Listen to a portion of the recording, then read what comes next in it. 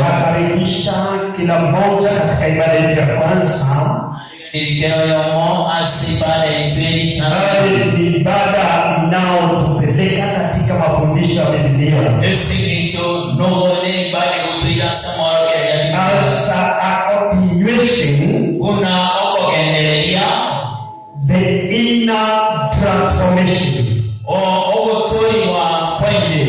Last week tuliozungumzia kuhusu the eternal salvation. Eternal salvation. Inatupeleka kwa inner transformation.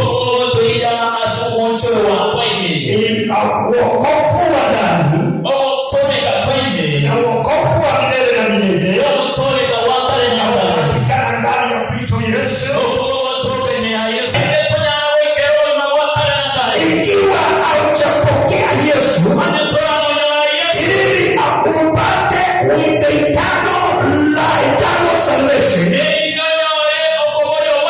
basi Biblia inasema ya kwamba wewe haujahesabika kuwa mtoto wa Mungu. Lakini wote, Biblia inasema wote waliomwamini Yesu. As we read from John chapter number 1:12, yasema ya kwamba wote waliomwamini walifanyika kuwa watoto wa Mungu na wala sio watu wa Mungu. Nataka asubuhi ya leo tena napelete karibu kwa wokovu wa milele na milele. Not just salvation, but the everlasting salvation, eternal salvation, bali inapatikana ndani ya Kristo Yesu. Praise the Lord. As we read from Ephesians chapter number 2, Ephesians chapter number 2, verses 8, inasema ya kwamba tumeokolewa sio kwa sababu ya matendo yetu mema. It is not by good works. Tumeokolewa sio kwa sababu ya matendo yako mema, sio kwa sababu ya sura yako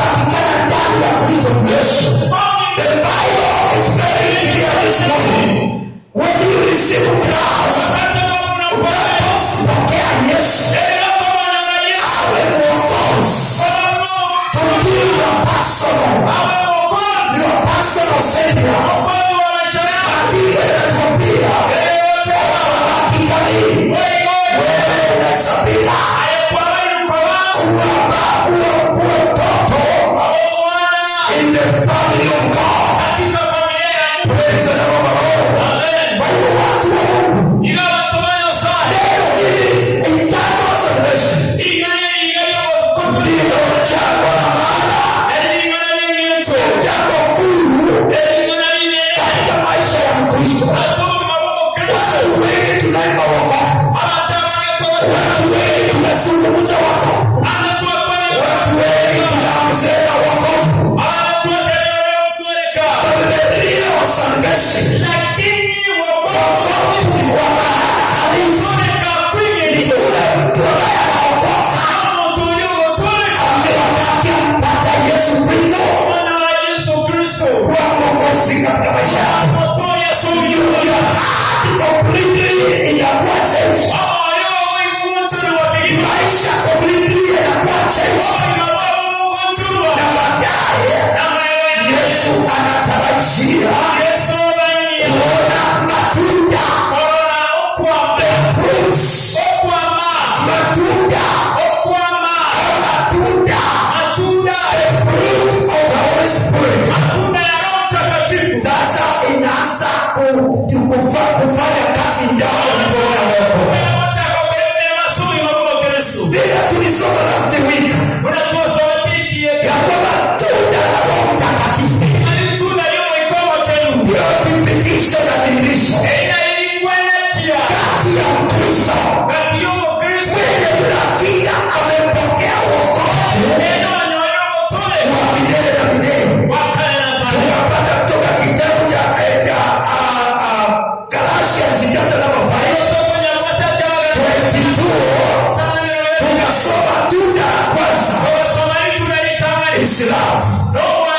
Tukasema ya kwamba upendo ndio tunda la kwanza kupatikana ndani ya yule ambaye ameokoka, yule ambaye ameokolewa na Yesu. The first fruit is love. Je, ndani yako tunda hili la Roho limo ndani? Nafanya kazi ndani? Na ikiwa limo, basi chunguza wokovu wako. Chunguza wokovu. Wote ambao waliokolewa walimkubali Yesu wakaokolewa. Tunda la Roho Mtakatifu lazima liwe ndani yao. Upendo uwe ndani yao. Upendo uwe ndani yao. Praise the Lord. Bwana Yesu asifiwe. Upendo ukiwa ndani yako, maandiko yanatuambia ya kwamba hata wakati Yesu alienda alipaa kwenda mbinguni, the greatest commandment ambaye alituachia is love. Mupendane. Tupendane sisi kwa sisi. Tuwe na moyo wa kupenda. Wakati unampenda mwenzako, hautaweza kumdharau. Ukimpenda mwenzako, hautaweza kumdharau. Ukimpenda mwenzako, hautaweza kumzengea. Upendo. Hili jambo hili tuna upendo. Linafunika. Linaunganisha mambo yote. Matunda yote. Vile Biblia inasema, I think second Corinthians 13:13. Vile second Corinthians 13:13 or first Corinthians 13:13. Nasema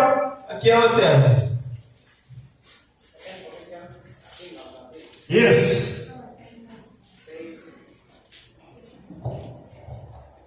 It says, all God's people, He has sent the greetings. Okay, first 13:13. Yes. Basi sasa, yes, that is it. Which says, tumaini, upendo na upendo. Haya matatu. Kwa haya mambo matatu. Na katika hayo lililo kuu ni upendo. Na lililo juu, lililo kuu ni upendo. Yeah. Now what is the greatest? Ni ochiko Kwa hayo matatu. Upendo. The greatest commandment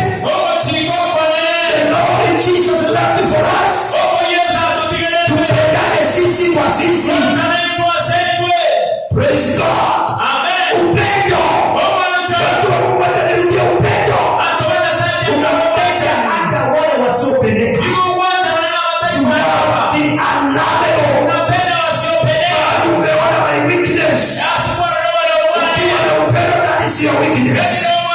Tunabebeana. Praise God. Sio kupomoana. Sio kusengenyana. Sio kulaumiana.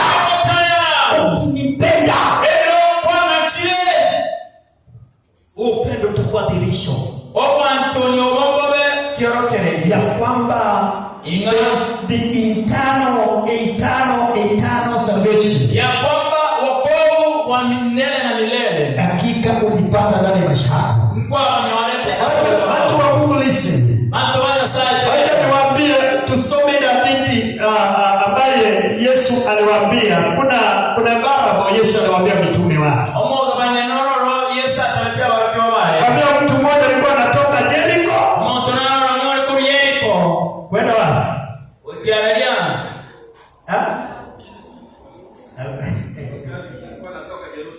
Kwenda Jericho. Sijui nataka kujua maisha kama usiko wapi. Sio ndio nimecheka. Jamani. Au mtu mmoja alikuwa anatoka Jericho kwenda Jerusalem, si ndio? Alikuwa anatoka Jerusalem kwenda Jericho. Alipokuwa katika safari akakumbana na magaidi. Wakafanya nini? Wakamwaga na chimbo. Yes. Wakampiga, wakamwacha even half death. Wakamwacha hadi maututi. Na baadaye nini kikatendeka? Na mayo yaingi kia bete. Askofu ambaye anaitwa Musonga akapita hapo. Musonga etabu. Alipoangalia kama mtu anasema, haya mashetani yasinifuate. Kapita kaenda kama hapo. Ageta kaenda kama kitabu. Baadaye niko ni wake mnalia kapita hapo. Mbele yake Mungu tangu ni ageta hapo. Ndani kwa mbele Elia ya Mungu akasema acha hii mashetani sinifuate. But the good Samaritan, lakini msamaria mwema, nataka tuangalie hilo jambo vizuri. Msamaria mwema, the good Samaritan, maandiko msamaria mwema akapita hapa akiwa na punda gari yake. Acha kusema punda, akapita na gari yake. A good Samaritan.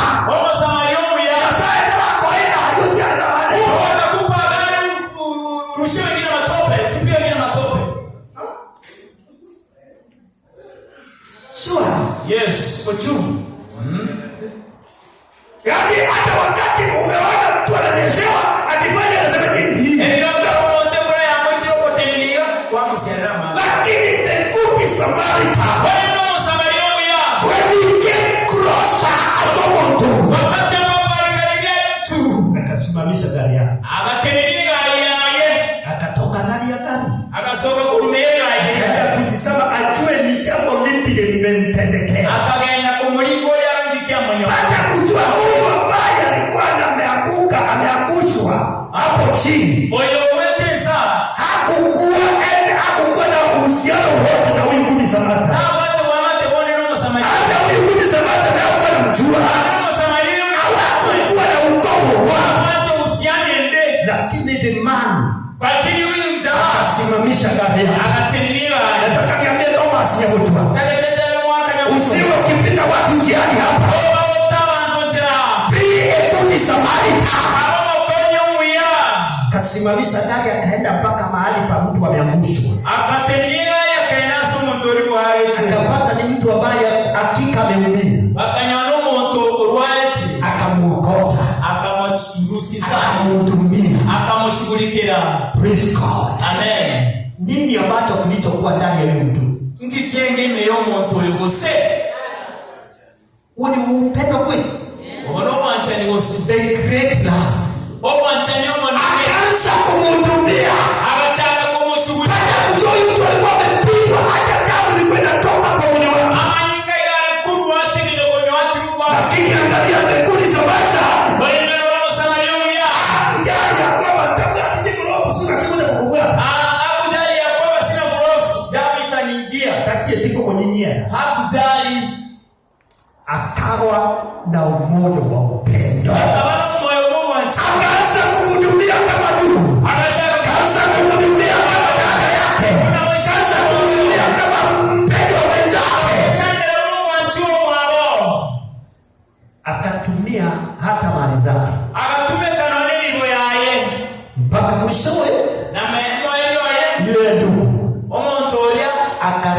kurejeshewa uzima akakwenda kupitia kwa Good Samaritan. wetera omusamaria omuya Takaliambia church. ontegetenderi kanisa iga Sasa hii hadithi inafundisha nini? omugano lebono ly'utuula Watu tunasema ya kwamba kweli tumeokoka. hatuma abatereka enetutuulira Na matunda ya wokovu, na tunda la wokovu halimo ndani yetu. n'itunda ly'okuboolwa mirime yawe Lazima tunda la wokovu lipatikane ndani ya Bwana wetu. watulika lilirwaka nimeyo Huyu ndiye halisi aliyekuwa na wokovu wa milele na milele. eneo mwatu kutulika wakana Huyu ndiye tukasema ya kwamba hakika yeye ndani yake tunda la Roho la upendo lilikuwa ndani yake. Tupendaneni wapendwa. Mbingu inahitaji watu ambao wanapendana. My problem is your problem. Tupendane, tubebeane. Hata watoto wa Mungu lazima tuwe na upendo. Hata ni upendo halisi unaotoka kwa Kristo Yesu. Bwana Yesu asifiwe. Tukiwa na upendo huu, Biblia inasema ya kwamba mbingu tutakaribishwa. Mbingu tutakaribishwa. Mbingu tutakaribishwa. In heaven we will be rewarded. We will be rewarded kwa sababu ya kazi nzuri. Tutoke katika wokovu wa unafiki. Wokovu wa unafiki. Tuwe na wokovu ambao unaodhihirisha ya kwamba hakika tumeokolewa na ndani yetu tunda la Roho zinakaa ndani yetu. Bwana Yesu asifiwe. Praise God. Yes. Tulisema ya kwamba wokovu, salvation ni kubwa zaidi. Salvation ambayo inaitwa eternal salvation kubwa sana katika safari hii ya kwenda mbinguni. Yaani manake wakati moyo Yesu ameingia ndani ya moyo, amebadilisha moyo, ameondoa uchafu ndani, amepanda mbegu habari ya wokovu. Sasa Biblia inatuambia kwamba tutazidi kuzaa matunda ya wokovu. Matunda ya wokovu ambaye atakayedhihirisha ya kwamba hakika sisi tumeokolewa. Na Bwana Yesu asifiwe. Asifiwe Mwokozi. Hallelujah. Yes. Inner transformation speaks of purity and maturity. Hayo mambo mawili inasungumza the inner transformation.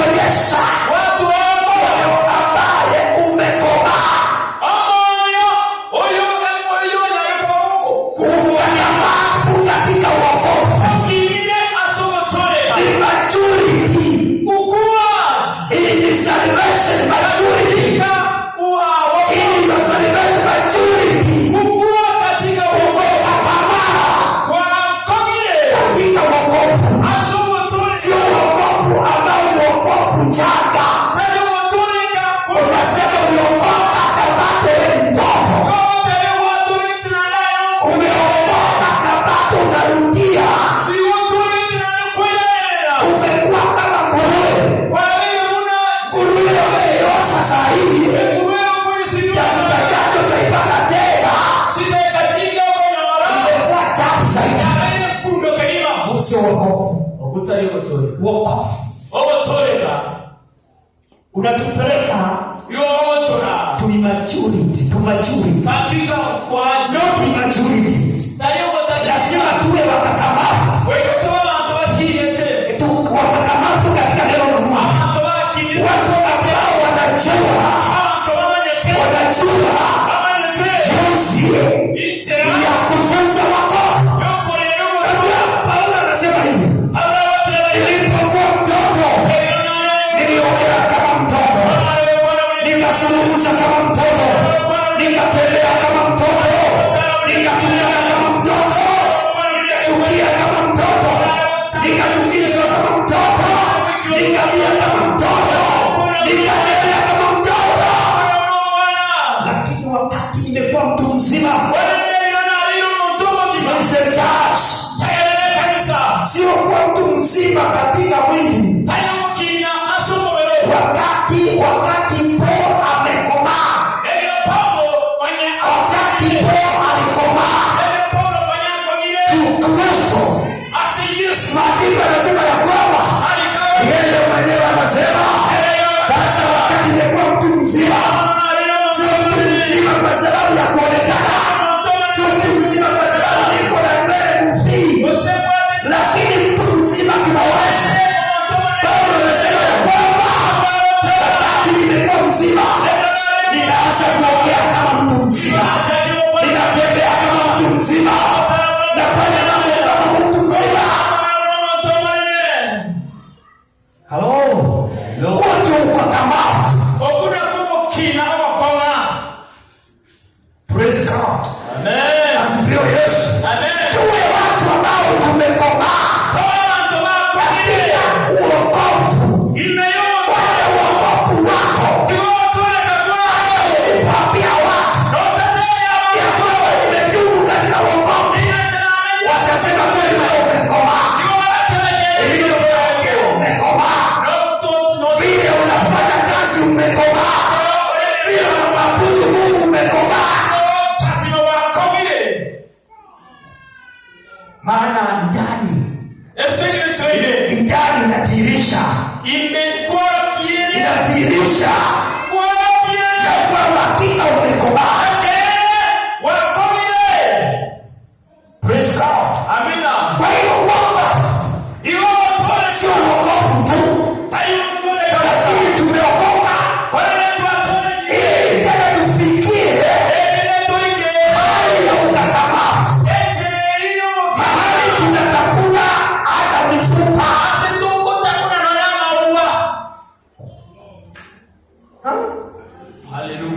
Sio chakula chepesi na kumkuwa ni wakenu na watigiri kabisa. Kumkani wenye nidhamu nasema wewe basa ndani kumusikia. Ukiambia wachana na hiyo mambo ya ulevi utaki. Ukiambia wachana na mambo ya kando wazee. Toka katika hiyo mambo ya kando. Toka hapo kando. Sasa hapo tukikwambia unaanza kukataa mtu wako. Umeanza tukwambia nini? Wewe unakula udara yako unatembea mwanadamu. Ngine muungana je. Toka kwa upande wa kando wazee. Toka kwa upande wa kando. Toka hapo ndio Mungu awabariki. Toka hapo sio wokovu wako. Uonekane umefanya kazi. Ule kanisa umarai pando wa kando na mamoja. Ule kanisa watele kwa pando wa kando na mamoja. Toka hapo. Awa mina tell you about it. I'm not very serious. Hapa hakuna mina. Toka pando wa kando wapendwa. Listen, church. Wakati wokovu wa ndani, wokovu wa siri umeingia ndani ya moyo wa mtu. Utajua jinsi ya kuongea na your spouse. Hayo kukuwa na nene mne takataka.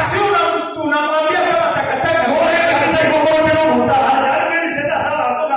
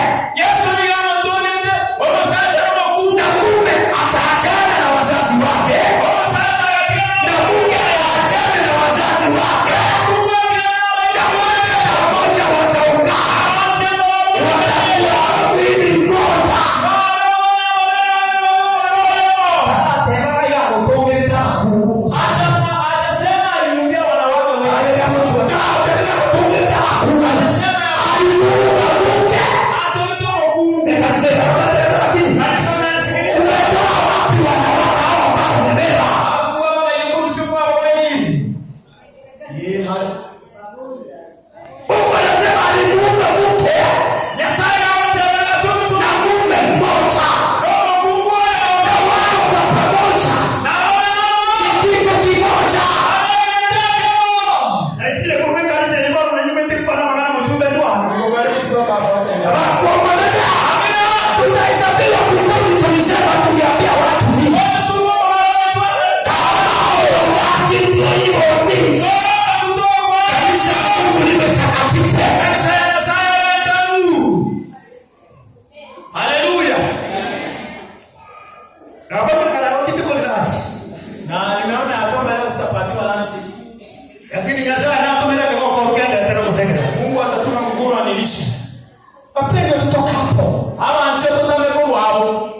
Tumefanya hata ulimwengu umekosa kuelewa wokovu ni nini. Wakona na nese Tumewa. dunia Watu wamekosa kuelewa. wameshindwa kutambua Kwa sababu gani?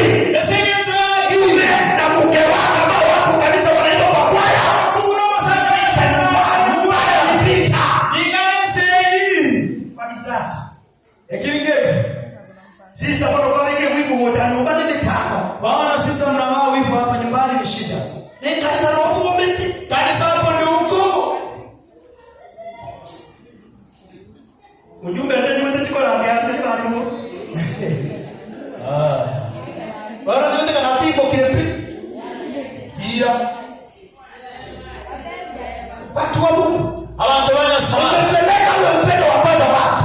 kaiko ile yote ndio litangani gose wanasema mmekuwa mwili mmoja ile yote ni mwalile ndio bero yamo panda wa kando unatoka wapi pako bero belia mamitana yote hapo sasa huo wokovu kweli watone kwa uno watone kwa ayadani kaligora nini ya mtumia haleluya jana kwa sababu Yesu kura ya soka ndio praise God amina anadami leo na roho zake usijudie si nyambra asijudane chief Bado wakati unatoka wapi? Watu wakoke. omoro yona mitana yote Love your spouse. anta mwancho Na wewe mke. oku usitikira baba kumule baba niatie hapo ama acha baba kidande katika baba kumule niatie hapo ndio kama ngana sio wakina mama hata mambo ya sio kama yeye anataka tole moto moto kabla hii kama tutawaambia mimi mkuje huko tafadhali Jana na mambo ya kulala. Tuuze ile jamii Mungu amekupa. enda omsoni Aje watiko mbona alenge ningekuwa kila kitu ningependa best. na wao Inalenge hiyo maandugu yangu kila mwaka nini. maneno mpaka naiti Toka upande huo. kama sema wale hiyo haleluya na baba utakumbuka Mungu ndio kama akisema kwa nini Yesu naye amen Yeah, let us come out of those things. nani kurwa Basi usilete aibu katika wokovu. Usilete aibu katika nyumba ya Kristo. aliga kana huru kuna kwega hivi tukuta simpango pando wa kando mukao umete munoro leo kwa hapo unachukua sukari kwa mpango wa kando na bibi yako ni kuni wacha Mungu sawa eternal salvation wakotoreka wakale na kale ebonyo kwacha divishe upendo anja bana kwa wana moja shako ya penda au watoto wako ndio Mungu amekubariki na wao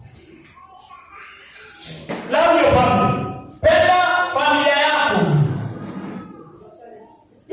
Mungu amesema tupendane. Nyasaye kama tena tuanze Na kutoka hapo na kuwasu ndio wantajua wakati familia imejaa kwa upendo. matendo ya familia tinu mwanza Niliisha kwamba kanisa la Mungu litakuwa na upendo. Watu watapendana. Watu watapendana. Watu watafanya mambo pamoja. Maana upendo umo ndani. Praise God. Asifiwe Yesu. Haya wakati upendo huo ndani yako,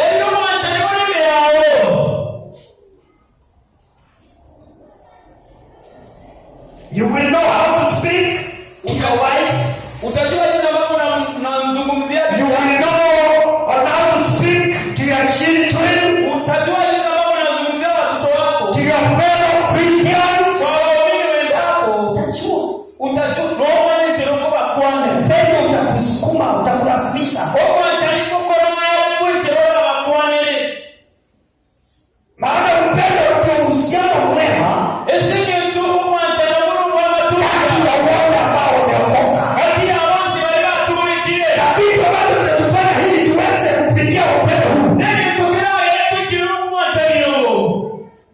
You have to encounter Christ Jesus. Kutana na Yesu Kristo. Kutana na Yesu. Umeona na Yesu. Kukutana na Yesu. Umeona na Yesu. Hautaona vita katika maisha yako. I want you to read from Luke chapter number 19. Soma Luka 19. Maandiko yanatuambia wakati Zakayo alisikia kwamba Yesu anapita njiani.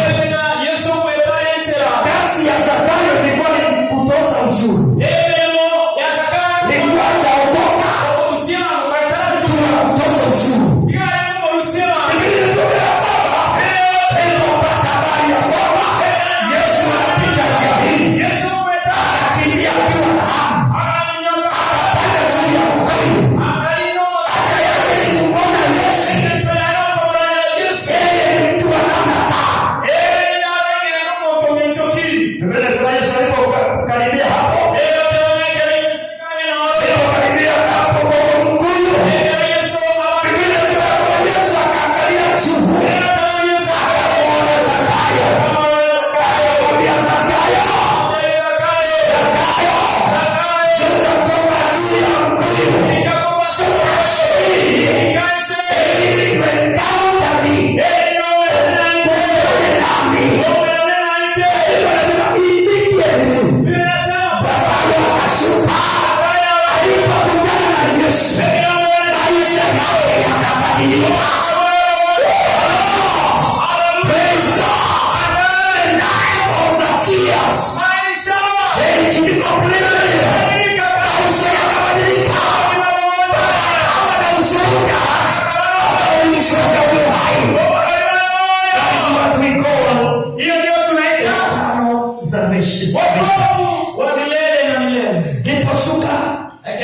Akamwambia Yesu, hakika mimi msumbufu, ni mtu wa tabia mbaya, nimetesha watu, nimefanya mambo yasiyo mazuri, nimeibia wengi, lakini leo hii kwa sababu ndani ya moyo wangu nasikia wokovu asili umeingia ndani. Akamwambia Yesu, yote nilivyoiba narudishia watu wale mara 4. Haleluya. Ayaboro batoleka lakini bwana watawezi kuilete kusikoile. Wewe unaokoka na hujaisema yale bado uliipa. Kama Ndio rudisha yote. Leo batoleka na mimi niliokoka tu lakini hujasema yale ulitenda kweli. Umerudishia shetani. Kwa maana iliacha Mara ngapi? arakani. Sakana akasema leo hii bila nimekutana wewe Yesu. Yote niliyotendea watu wako. Yote niliyoiba. Ninarudisha mara 2. Kwa ila ni mara 4. Ndio Yesu akamwambia, Yesu akamtenda. wokovu Ogotoleka. Leo hii wokovu umeingia ndani ya nyumba yako, ndani ya moyo wako. Na tena Yesu akamwambia, nitaenda na wewe leo, nitakula na wewe ndani ya nyumba yako leo, nitakula na wewe ndani ya nyumba yako leo, nitaimba ndani ya nyumba yako leo, nitafurahia kwa sababu gani? Wokovu umekuwa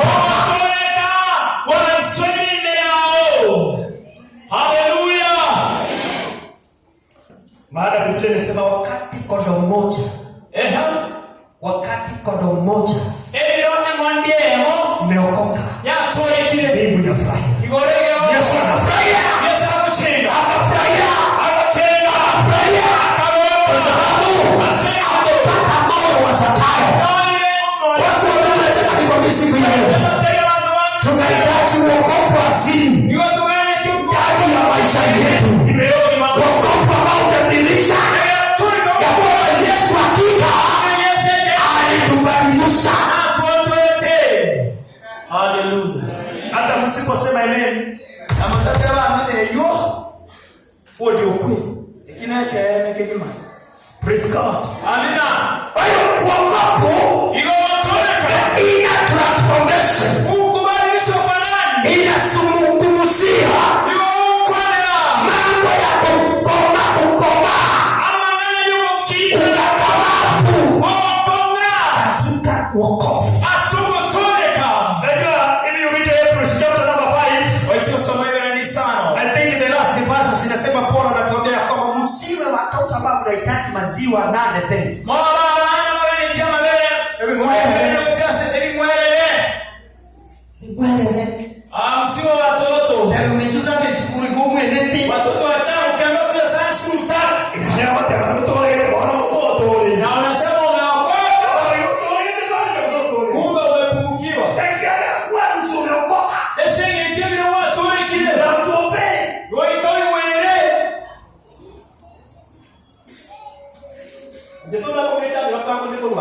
Usijisumbue juu yako. Haya ndio Mungu amenipa niwapatie.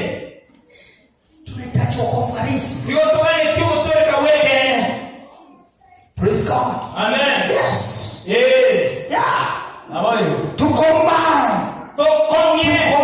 katika wokovu. Sokini na wokovu. Ili tuongee kama watu wale ambao wamekomaa.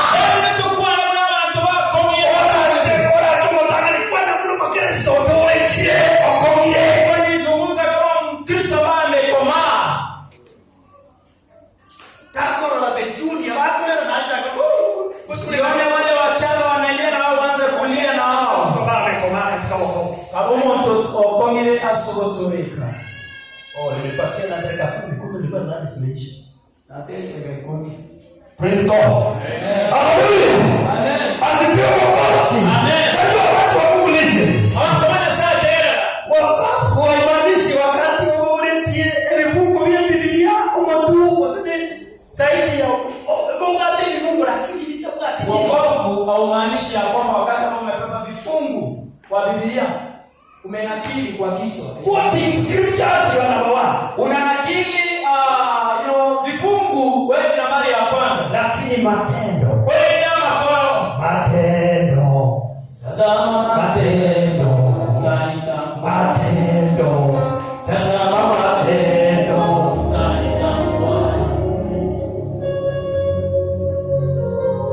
Hallelujah. Hello. Yes. Saeni matunda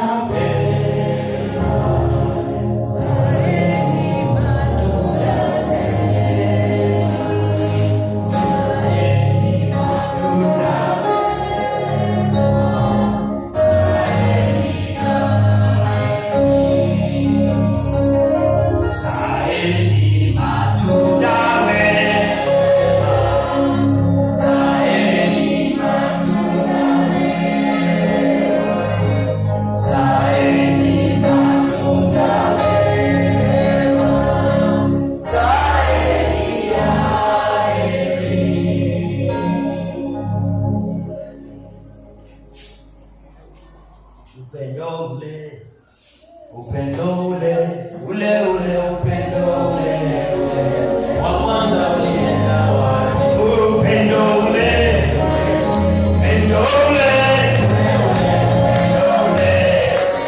Wa kwanza ulienda wapi? upendo ule wapaza ulienda upendo ule